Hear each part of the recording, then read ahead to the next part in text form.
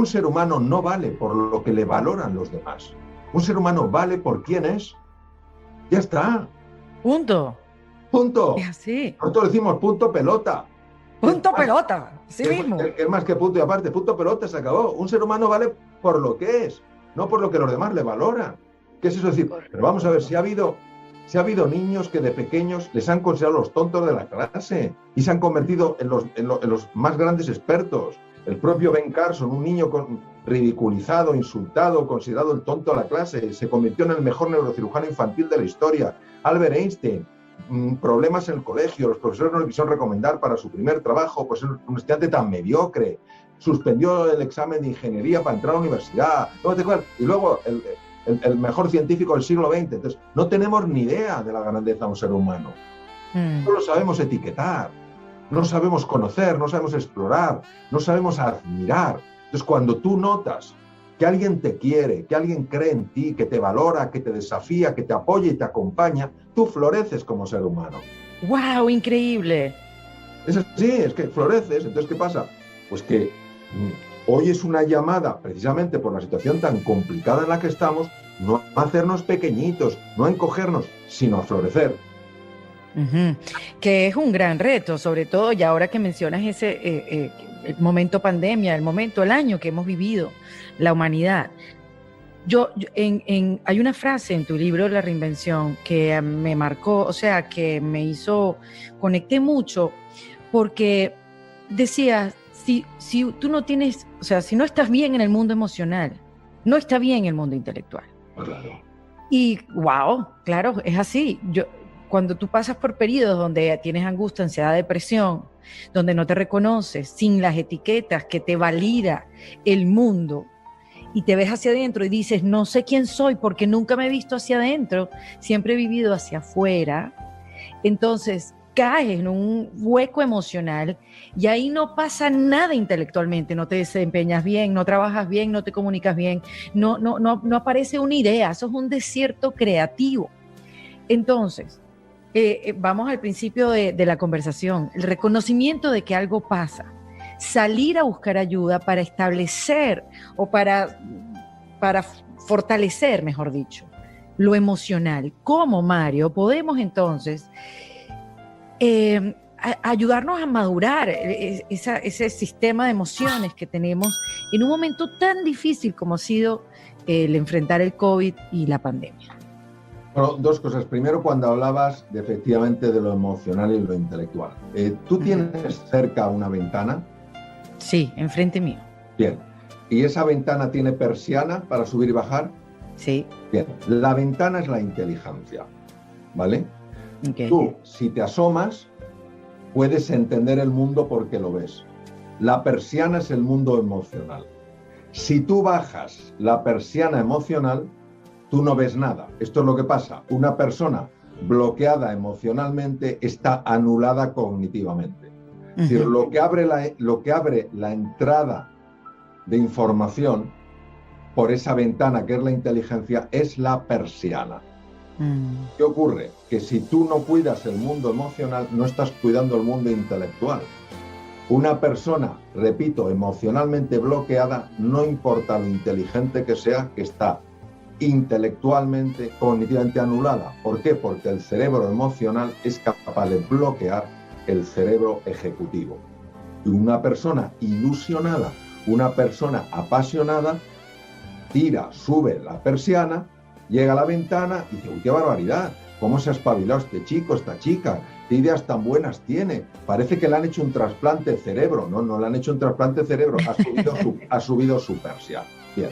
Ahora, respecto de lo que estás comentando, vamos a ver. Esta situación está siendo muy dura, es larga en el tiempo, estamos todos muy cansados psicológicamente, nos ha afectado por montones de sitios y esto hay que comprenderlo. Entonces, nosotros tenemos que entender una cosa. Todos necesitamos ayudarnos unos a otros y pedir ayuda no es un signo de debilidad, es un signo de inteligencia. Es un signo de inteligencia. ¿Quién no ha necesitado ayuda a lo largo de su vida? Yo he necesitado ayuda y necesito ayuda constantemente. Constantemente. Las personas más jóvenes necesitan la ayuda de la experiencia de los demás. Las personas con más experiencia, porque tienen más edad, necesitan más la ayuda de los jóvenes para manejarse en las tecnologías digitales. Hombres y mujeres nos tenemos que ayudar, unos a otros, distintas culturas. Es el momento de aparcar las diferencias y centrarnos en lo que nos une, no en lo que nos separa. Entonces, ¿qué pasa? Pues que todos nos podemos ayudar y tener esa disposición a ayudar. Pero ¿qué pasa? Que para eso tenemos que entender que una petición de ayuda no es un signo de debilidad, es un signo de inteligencia. Y todos lo vamos a necesitar, todos necesitamos esa ayuda. Correcto, o sea que en momentos de pandemia hay que ayudarse. Eso también, tú sabes que yo he escuchado mucho últimamente, Mario, me imagino que tú también, eso de la búsqueda de propósito. Creo que el COVID nos los vino a poner así de frente, ¿no? Como un espejo. Muchos empezamos a cuestionarnos, ¿no? ¿Cuál es nuestro propósito de vida? ¿Cuál es mi misión? Y muchos también empezaron a cambiarla, a reformularla y a darles otro tipo de dimensión. Y quizás, y lo que yo he escuchado mucho, es mi propósito de vida es ayudar a los demás. Que creo que está muy bien, que va con lo que me estás diciendo, pero quizás un poco genérico, ¿no? Un poco muy amplio eso de ayudar a los demás. Yo creo que el cómo, sentarse a cómo y poderlo como poner en papel, cómo se puede ayudar a los demás. Yo también estoy teniendo esa misma experiencia de hasta qué punto la búsqueda de propósito está convirtiéndose en uno de los puntos más importantes. En realidad, la búsqueda de propósito es lo mismo que la búsqueda de sentido. ¿Cuál es el sentido de mi vida? Que no es el porqué de mi vida, sino el para qué de mi vida. Entonces, ¿qué ocurre? Que llega un momento en el que, sobre todo en situaciones muy difíciles, donde todo se va derrumbando, o que es inestable y muy volátil, uno busca algo sólido, un para qué, un verdadero sentido, una razón de peso. ¿Qué ocurre? Pues que en mi experiencia el propósito nunca emerge del intelecto, siempre es un descubrimiento, es una revelación. Y efectivamente esa revelación, cuando es auténtica, busca el camino para que eso lo lleves a cabo de una forma práctica, de una forma concreta. Si es sencillamente yo quiero hacer algo para ayudar a los demás y no tiene concreción y no tiene acción, para mí no es un verdadero propósito, porque cuando el propósito empieza a emerger, tú empiezas a ver, pero con claridad meridiana, dónde tienes que aplicar eso. Pero hay una información importante entonces, Mario. El propósito te pilla haciendo. O sea, el propósito te agarra en acción. Sí, claro. No ahí pensando, sino, claro. Bueno, hay que activarse para ver, ¿no? Cómo, por dónde viene, por dónde, como dices tú, por dónde emerge.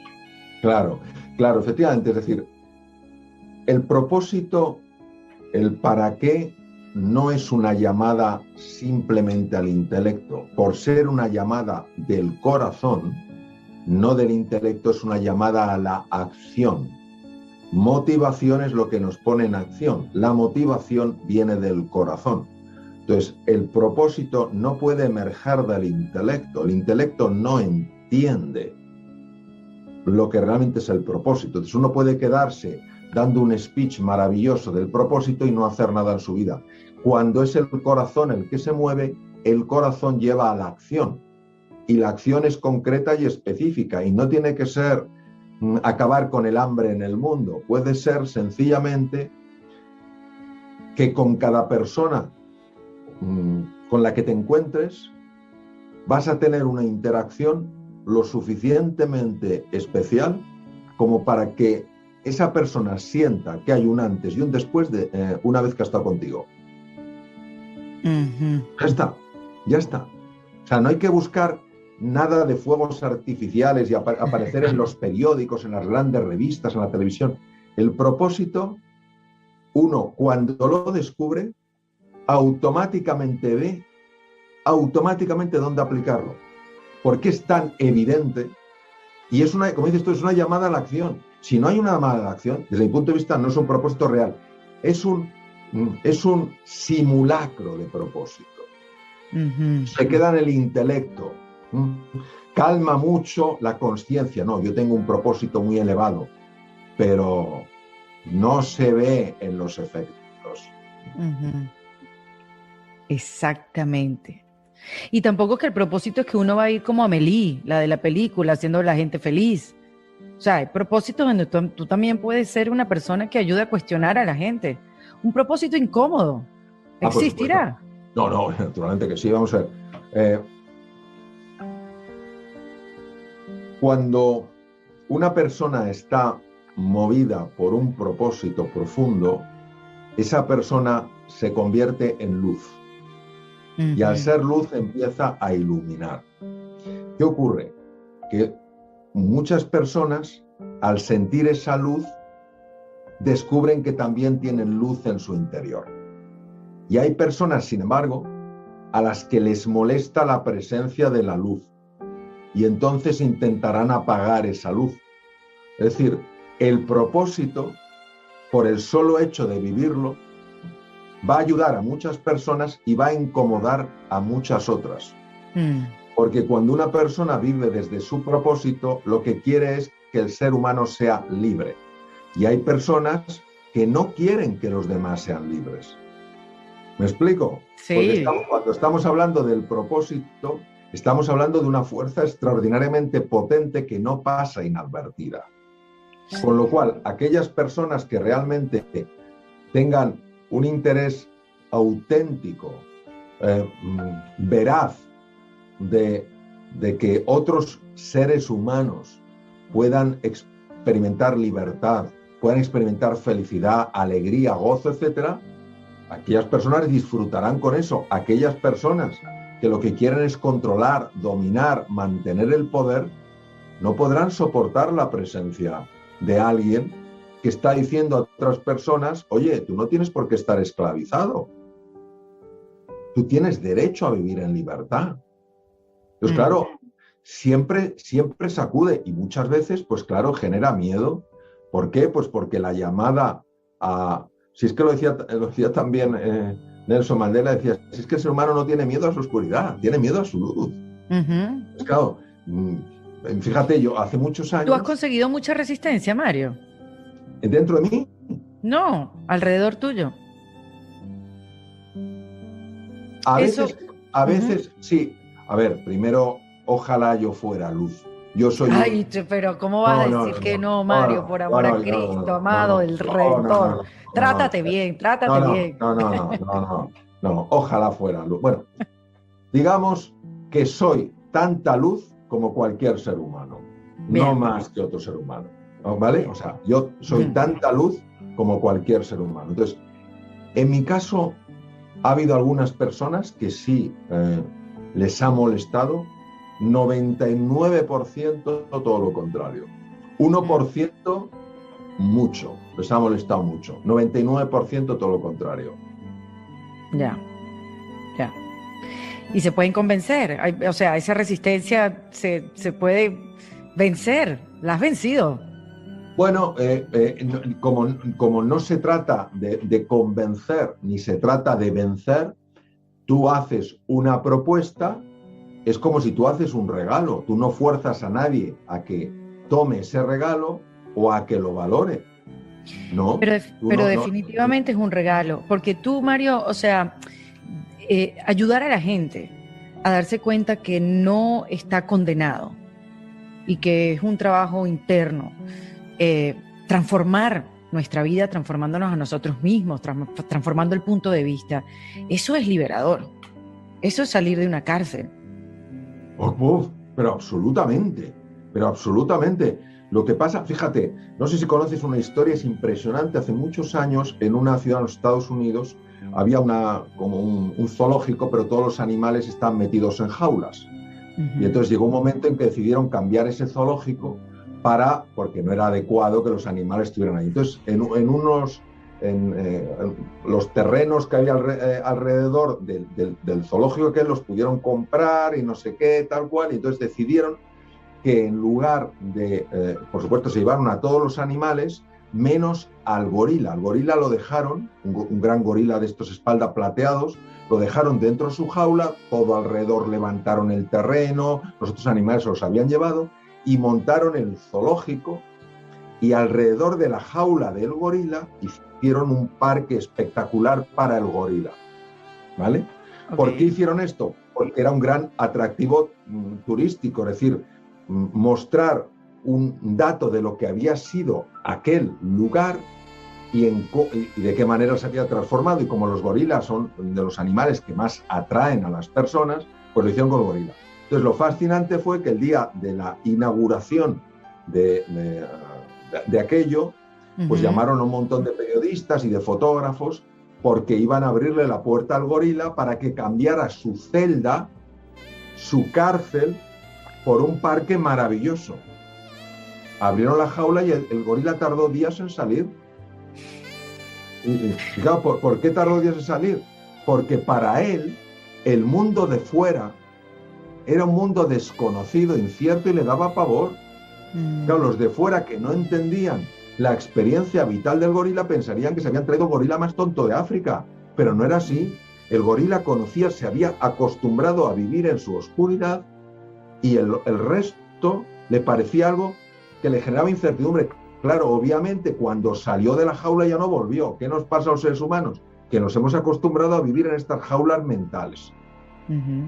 Y no es tan fácil que alguien vea que más allá de la jaula no hay un precipicio lleno de monstruos, sino todo un mundo por descubrir. Qué belleza, hermosa esa historia. Es muy bonita, lo puedo ver, sí, y me puedo ver ahí. Mario, tengo 2 preguntas más para no abusar de tu tiempo. ¿Se puede cultivar la empatía hoy en día que la necesitamos tanto? Claro, por supuesto que sí. Todas las virtudes, o sea, la diferencia entre un valor y una virtud es que el valor es algo que descubres como importante y cuando lo has hecho tuyo, cuando es parte de tu forma de ser y de estar, se convierte en una virtud. La empatía es una virtud. ¿Cómo lo incorporas a una forma de ser y de estar? Primero, cuando descubres que es un valor, es decir, cuando tú descubres que el haberte sentido comprendido tiene un enorme poder liberador, dices, oye, pues si yo comprendo a otra persona, si yo entiendo su sentir, tiene un gran poder liberador. Y entonces empiezas a practicarlo. Y en lugar de juzgar, paras el juicio y dices, voy a preguntar y voy a escuchar. Y poco a poco lo vas integrando hasta que se convierte en una virtud. Todas las virtudes, todas sin excepción, son entrenables, pero hasta niveles inimaginables. Ah, qué maravilla. Ok, parar el juicio, creo que es lo importante. Tú sabes que yo al final de todas las conversaciones que tengo acá en Defensa Propia, que bueno, el nombre de Mario viene, y sé que quiero explicártelo porque tú has hablado mucho de esto, es en defensa, o sea, de nosotros mismos. Es impresionante cómo el enemigo lo tenemos dentro de la cabeza, dentro de nuestra mente. Sí. El enemigo no está afuera. Sí. Mira, yo aprendí mucho, estuve en una época con los doctores Garner y Perkins, que fueron los que trabajaron mucho con el campo de las inteligencias múltiples, y conocí a una mujer, allí una profesora maravillosa, era arquitecto, era profesora de arte, y me contó una historia muy bonita que ella había aprendido del pueblo navajo en Nuevo México. Yo siento un enorme respeto por las tribus nativas. Creo que tienen una sabiduría verdaderamente espectacular y que no sabemos entender esa sabiduría. Los llamamos tristemente salvajes cuando podríamos aprender mucho de ellos. Entonces esta mujer me contó una historia que es que la tengo presente cada 2 por 3 en mi vida, ¿no? Y ella la aprendió el pueblo navajo. Es un mito que es el núcleo central de la filosofía de esa tribu. Dice, dentro de mí está teniendo lugar una terrible batalla. Por un lado está el águila majestuosa. Todas las acciones del águila están llenas de verdad, de bondad y de belleza. El águila que vive en mí vuela por encima de las nubes y aunque a veces baja a los valles, siempre deposita sus huevos en la cima de las altas montañas. pero dentro de mí también vive un terrible lobo. Él representa lo peor que hay en mí, se sustenta sobre mis propias caídas y justifica su presencia diciendo que él también es parte de mí. ¿Quién? ¿Quién ganará esta gran batalla? Aquel a quien yo cada día alimente. ¿Es así? Es así. Es que tenemos el águila y el lobo dentro. Y no hay que matar al lobo. Lo que hay que hacer es alimentar al águila y no alimentar al lobo. Y entonces en cada ocasión, en cada encuentro, en cada situación, uno sabe lo que significa alimentar el águila o alimentar el lobo. Ajá. Eso es lo que sabe. Por ejemplo, tú y yo estamos hablando. ¿Qué es alimentar el águila? Que lo que más nos importe sea que esta conversación que estamos tú y yo teniendo ayude al mayor número de personas posibles. ¿Qué sería alimentar el lobo? Que tú o yo intentáramos brillar más que el otro. Pues es así. Si es que es así, si es que lo vemos. Pues ¿qué pasa? Que una persona que va alimentando su águila, el lobo se va quedando chiquitín. Se va quedando chiquitín. Entonces siempre habrá lobito, pero no pedazo de lobo, sino que habrá una enorme águila. Entonces, ¿qué pasa? Pues que claro, entonces esa persona es capaz de transmitir algo especial, pero eso es parte de nuestra lucha interna. Entonces, es una decisión diaria. Exacto, es una decisión momento a momento, encuentro a encuentro. Entonces, ¿qué estoy alimentando? Y si un día alimentas el lobo, no te enfades contigo misma. No te enfades. Bueno, mañana voy a alimentar al águila. Y entonces hay que tomárselo como un juego, no un juego así en plan de evasión, sino un juego donde unas veces uno pierde, otras veces gana y siempre aprende. Hoy, ¿por qué he alimentado al lobo? He tenido demasiado deseo de autoafirmación. Me ha importado más brillar que iluminar. Mañana, si me pasa lo mismo que haré, potenciaré el iluminar por encima del brillar. Y así poco a poco lo vas integrando incluso a nivel celular. Mario, dame 3 tips para reinventarse.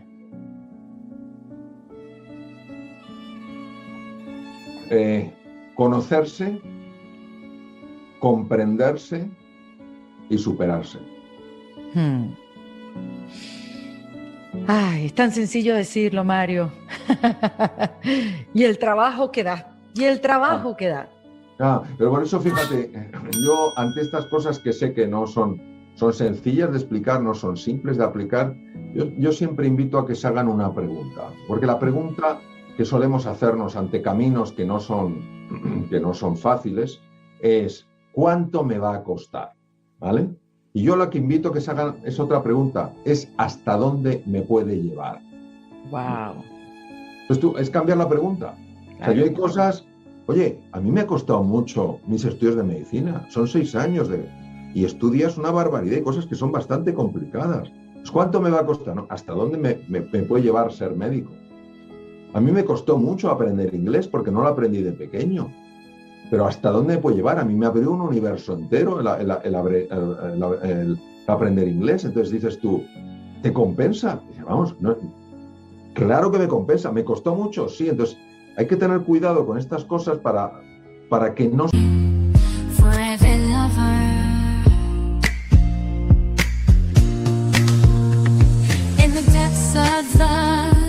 Night, your love shines through a guiding light. With every heartbeat, I feel your grace. In your warm embrace, I find my place. Darling, don't cry, don't shed a tear. For I'll be your fortress, I'll always be near. Though storms may rage and oceans may roar, I'll stand by your side forevermore.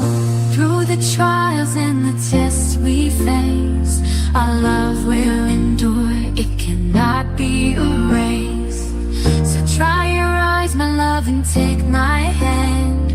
Together we'll conquer. Sea lo que nos cuesta, la previsión de lo que nos va a costar, lo que impida que nos pueda llevar a un sitio que es infinitamente mejor al sitio que hemos dado por hecho que es el único al que podemos aspirar. Mario, ¿y qué haces en defensa propia? ¿Qué hago en defensa propia? ¿Qué quieres decir? ¿Cómo qué haces en defensa propia? Como que yo hago ejercicio en defensa propia todos los días.